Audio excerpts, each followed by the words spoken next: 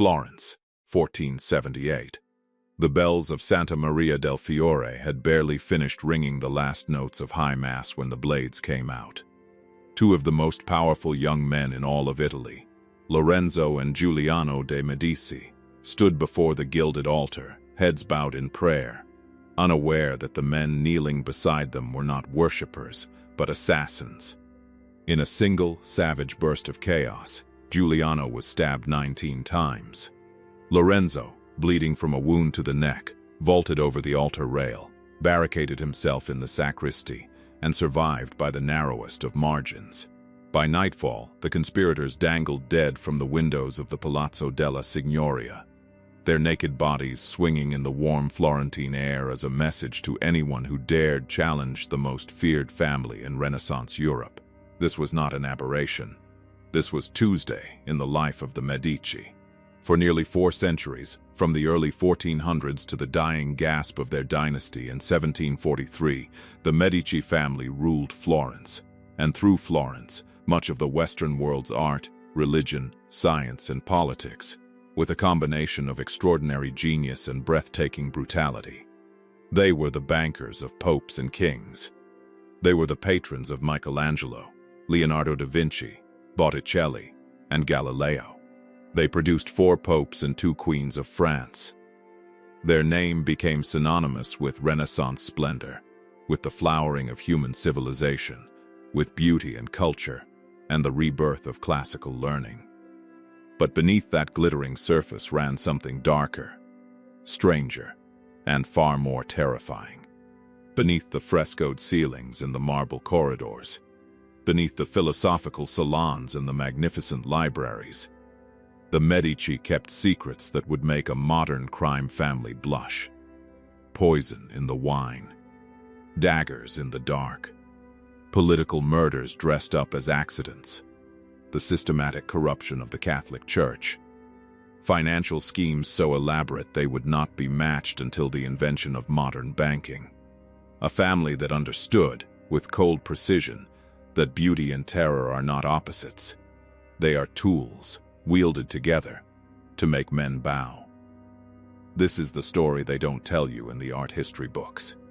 How a money changer's family became God's bankers.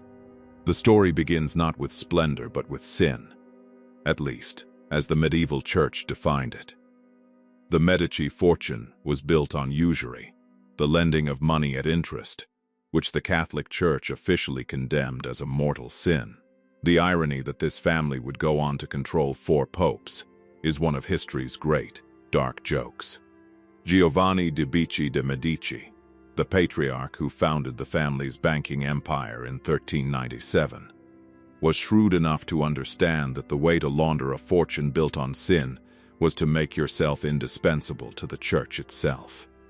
By becoming the official banker of the papacy, managing the vast financial flows of Peter's pence, the revenues from indulgences, the accounts of bishops and cardinals across Europe, Giovanni put the church in his debt. It was a masterpiece of calculated complicity. The Pope could not condemn usury without condemning his own banker. The banker could not be condemned without destabilizing the Pope's finances. They needed each other, and each knew it. This was the Medici genius in its purest form, not simply to acquire power, but to make power dependent on you. By the time Giovanni's empire passed to his son Cosimo, the Medici Bank had branches in Rome, Venice, Geneva, Bruges, and London. It held the accounts of kings. It financed wars. It moved money across borders using a system of letters of credit, the letter di cambio. That was functionally the invention of international banking. The Medici did not just get rich. They became the financial nervous system of an entire civilization. But there was a darker dimension to this financial genius. The Medici Bank was not merely a commercial enterprise, it was an intelligence operation. Every branch was a listening post. Merchants, diplomats, and clerics who moved money through the Medici network inadvertently disclosed secrets. The size of armies being funded, the debts of princes, the bribes being paid to cardinals. Cosimo de' Medici reportedly knew more about the internal politics of Rome, Milan, Venice, and Naples than the rulers of those cities knew themselves. Information, he understood long before Francis Bacon put it into words, was power. And information gathered through banking was especially potent, because the people who gave it to you did so without ever realizing they had. The secret weapon of the Medici was not the dagger or the poison. It was the ledger. 2. The spider at the center of the web. If Giovanni built the machine, his son Cosimo il Vecchio, Cosimo the Elder, learned to weaponize it. Born in 1389, Cosimo would spend 60 years constructing one of the most sophisticated systems of political control in European history. He did it with a smile on his face, a philosopher's library at his back, and a network of spies, debtors, and clients that extended into every corner of Florentine life. Florence in the early 15th century was technically a republic, governed by a rotating council of citizens drawn by lot. In theory, no single man could control it. In practice, Cosimo de' Medici controlled it absolutely, and he did so without ever formally holding power. He held no permanent office. He gave no orders. He simply made sure that the men who did hold office owed their positions, their loans, their business connections, and their social standing to him. Florence's republic was a puppet, and Cosimo held every string. His methods were chilling in their elegance. When a political rival grew too powerful, Cosimo did not have him killed. At least not immediately, not obviously. He had him investigated for tax irregularities. He quietly called in the loans that rival's family had taken from the Medici Bank. He whispered in the ears of the guilds that controlled access to civic office. Exile, financial ruin, and social destruction were Cosimo's preferred weapons, because they left no blood on his hands and no crime to investigate. He was, in the words of one contemporary observer, the kind of man who could destroy you completely and still have you thank him for it. When Cosimo's enemies did finally manage to exile him in 1433, they made the fatal mistake of not killing him. Within a year, the political winds had shifted. His network had done its quiet work, and Cosimo returned to Florence in triumph, to be greeted by crowds as though he were a returning emperor. His enemies were now the ones exiled, their property confiscated, their families ruined. The lesson was not lost on anyone who witnessed it. To move against the Medici was to guarantee your own destruction. Beneath the political maneuvering, Cosimo also harbored genuine intellectual passions that he weaponized with equal cunning. His founding of the Platonic Academy, his patronage of humanist scholars, his sponsorship of Brunelleschi's dome and Donatello's bronze sculptures, all of this served not just his personal taste but his political image. A man who builds cathedrals and funds philosophers cannot be a tyrant, the logic ran. A man who fills Florence with beauty must love Florence. It was the most expensive and most effective public relations campaign in the history of European politics. E3. When God's house ran with blood. The Pazzi conspiracy of 1478 remains one of the most dramatic and revealing episodes in the entire Medici story, not only for the violence of the assassination attempt itself, but for what came afterward, and for what it tells us about the true nature of Lorenzo de' Medici, the man history has lionized as the Magnificent. The plot was hatched by the Pazzi family, Florence's second most powerful banking dynasty, in alliance with Pope Sixtus IV and the Archbishop of Pisa, Francesco Salviati. The target was Lorenzo and his brother Giuliano. The plan was breathtaking in its audacity and its sacrilege. The murders would take place during High Mass in the Florence Cathedral, at the moment of the elevation of the host, the most sacred instant of the Catholic liturgy, so that the assassins could melt into the chaos of the congregation. It half worked. Giuliano, 25 years old and reportedly one of the most physically beautiful young men in Italy, died in a frenzy of stabs. Lorenzo fought his way free. And then the reckoning began. What followed was not justice. It was something older and more primal.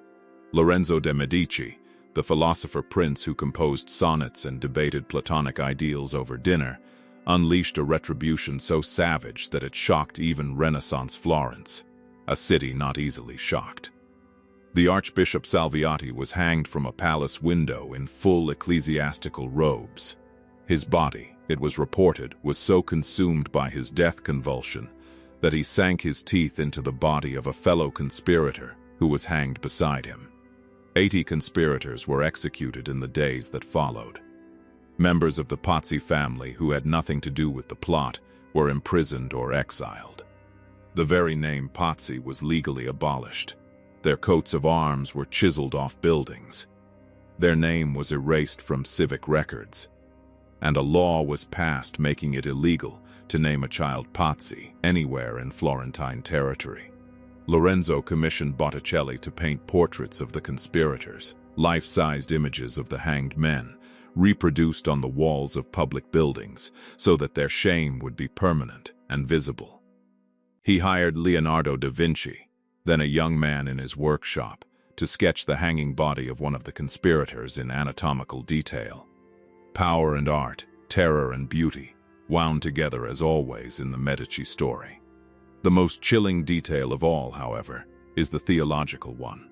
Pope Sixtus IV, furious that his conspiracy had failed and his archbishop had been hanged, excommunicated Lorenzo de' Medici and placed all of Florence under interdict, meaning that every church in the city was closed, every sacrament suspended, every Florentine soul in theory denied access to salvation. Lorenzo's response was to circulate a pamphlet across Europe detailing the Pope's involvement in an assassination plot carried out in a church during Mass. The Pope, faced with the choice between admitting complicity in sacrilege or backing down, backed down. The Medici had just beaten the Catholic Church in a direct confrontation and walked away not merely unscathed but stronger. IV. The poison room. No account of the Medici's dark secrets would be complete without a reckoning with poison, the weapon that Renaissance Italy elevated to something approaching a science, and which the Medici were rumored to have mastered with particular finesse. The Renaissance was, among other things, a golden age of poisoning. This was not coincidental. The period's explosion of interest in classical texts had resurrected ancient knowledge of herbs, compounds, and their effects on the human body. The same humanist scholars who translated Plato and Cicero also translated Dioscorides and other classical authorities on pharmacology. The same apothecaries who provided medicines also provided, for the right price and the right patron, substances that could stop a heart, cloud a mind, or slowly consume a body in ways that looked indistinguishable from natural illness. Catherine de' Medici, who married the future King Henry II of France in 1533 and effectively ruled that country for decades, was so feared as a poisoner that her enemies called her the Black Queen and Madame Serpent. She is credited, with varying degrees of historical evidence, with introducing to France both the perfumed glove laced with toxin, a gift that would kill through the skin, and a system of organized poisoning that she managed through a network of Italian agents. When her son Charles IX died at 23, and her son Francis II had died even younger, whispers circulated that Catherine had removed them to clear the path for her favorite son, Henry III. The rumors were almost certainly exaggerations, but the fact that they were widely believed, and believed for centuries, tells you something about the reputation the Medici had cultivated. Back in Florence, the evidence is subtler but more concrete. Archaeological excavations of Medici palaces have found rooms that historians believe functioned as private laboratories, spaces where the family's agents experimented with compounds, tested their effects, and refined their formulations. Lorenzo the Magnificent was known to employ physicians who were also, quietly, experts in toxicology. The line between medicine and poison in the Renaissance was always thin. The same substance, in different doses, could heal or kill. A family of the Medici's sophistication understood this perfectly. The most terrifying aspect of the Medici poison story is not the dramatic tales of gloves and goblets, but the slow, structural use of pharmacological knowledge as political control. A ruler who is known to have access to untraceable poisons, who has the knowledge, the network, and the demonstrated willingness to use violence, does not need to poison very many people. The threat is enough. Every lord who dines at the Medici table, every rival who accepts a gift of wine or a pair of scented gloves, knows, at some level, that his survival depends on his loyalty. The poison room is most effective when it is never used. When the family bought heaven. Perhaps the most audacious secret of the Medici story, the one that in its sheer brazenness surpasses even the murders and the financial conspiracies, is the family's systematic acquisition of the papacy itself. The Catholic Church in the 15th and 16th centuries was, among other things, the world's largest property-owning institution, the ultimate arbiter of moral legitimacy, and a political power that could make or break kingdoms. To control the papacy was to hold a trump card that outranked every king in Christendom. The Medici, with characteristic clarity of purpose, decided they wanted it. They got it. Twice, in fact. Giovanni de' Medici became Pope Leo X in 1513. His cousin Giulio became Pope Clement VII in 1523. Between them, these two men occupied the throne of St. Peter for a total of 17 years, during which they pursued Medici family interests with a single-mindedness that would have scandalized the early Church Fathers, and indeed scandalized many of their contemporaries.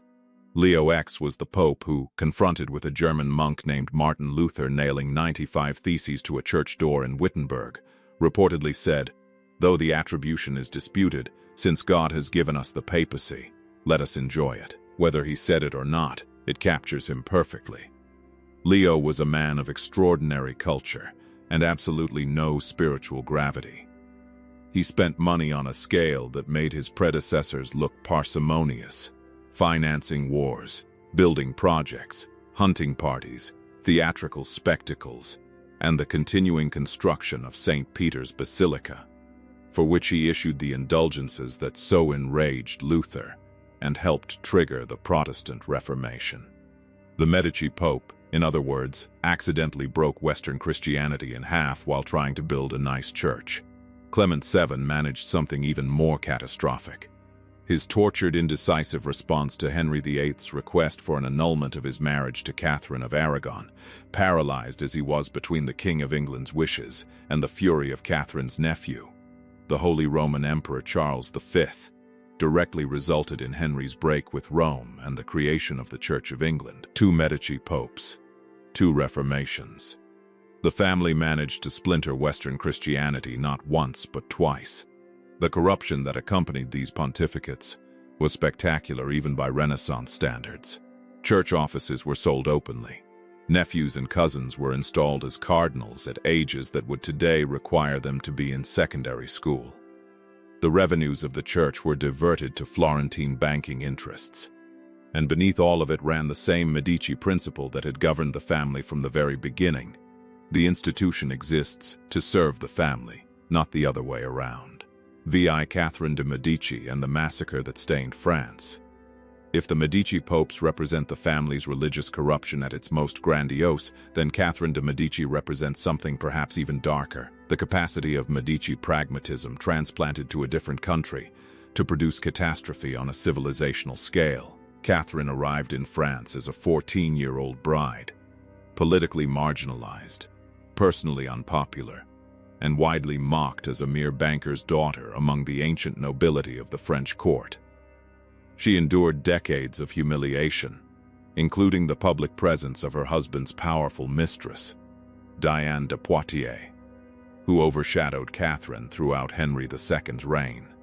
When Henry died in 1559, thrown from his horse in a jousting tournament with a lance fragment through his eye, Catherine emerged from 2 decades of patient waiting and seized power with both hands. What followed was 30 years of Catherine's rule as Queen Regent and Queen Mother, during which she attempted, with gradually failing desperation, to hold France together as it tore itself apart along religious lines between Catholic and Protestant Huguenot factions. Her methods were those of a true Medici: manipulation, marriage alliances, negotiations, bribery, and the playing of all sides against each other. For years it worked. She was a genuine stateswoman, arguably the most able political mind in France, and her policy of cautious toleration kept the country from the abyss.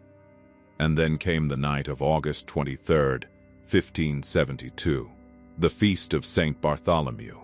The St. Bartholomew's Day massacre remains one of the most controversial events in European history, and Catherine's role in it remains contested by historians. What is not contested is the outcome, beginning in Paris and spreading across France over the following weeks. Catholic mobs slaughtered between 5,000 and 30,000 Huguenots. Men, women, and children.